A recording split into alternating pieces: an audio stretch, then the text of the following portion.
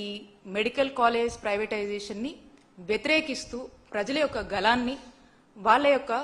ప్రొటెస్ట్ని, మరి వాళ్ళ యొక్క సంతకం రూపంలో ఈ మెడికల్ కాలేజ్ ప్రైవేటైజేషన్ని ఆపండి, ఇది చంద్రబాబు నాయుడు గారు చేస్తుంది తప్పు అని చెప్పి వాళ్ళ యొక్క అంగీకారాన్ని రాష్ట్ర వ్యాప్తంగా ప్రజలందరూ కూడా ముందుకొచ్చి ఈ 1 కోటి సంతకాల సేకరణ కార్యక్రమంలో భాగంగా మరి పెద్ద ఎత్తున కూడా వారి యొక్క గలం వినిపిస్తున్నటువంటి పరిస్థితి చూస్తున్నాము. అయితే ఇక ప్రజలు కానీ అందరం కానీ ఎదురు చూస్తుంది ఏంటంటే ఖచ్చితంగా చంద్రబాబు నాయుడు గారికి జ్ఞానయోగం అయింది, ఆయన కాస్త రాష్ట్ర ప్రజల యొక్క దగ్గర నుంచి వస్తున్నటువంటి ప్రొటెస్ట్ని కానీ ప్రజల నుంచి వస్తున్నటువంటి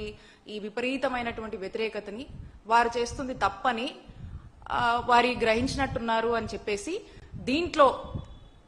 ఈ మెడికల్ కాలేజ్ ప్రైవేటైజేషన్ నుంచి ఏదన్నా back out అవుతారేమో,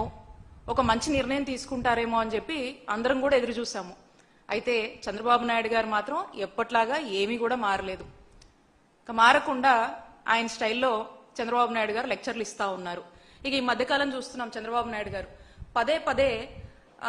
speed of doing business అని చెప్పి మాట్లాడుతూ ఉన్నారు. ఏంటి ఈ స్పీడ్ ఆఫ్ డూయింగ్ బిజినెస్ అని కనుక మనం చూసినట్టయితే ఇక స్పీడ్గా,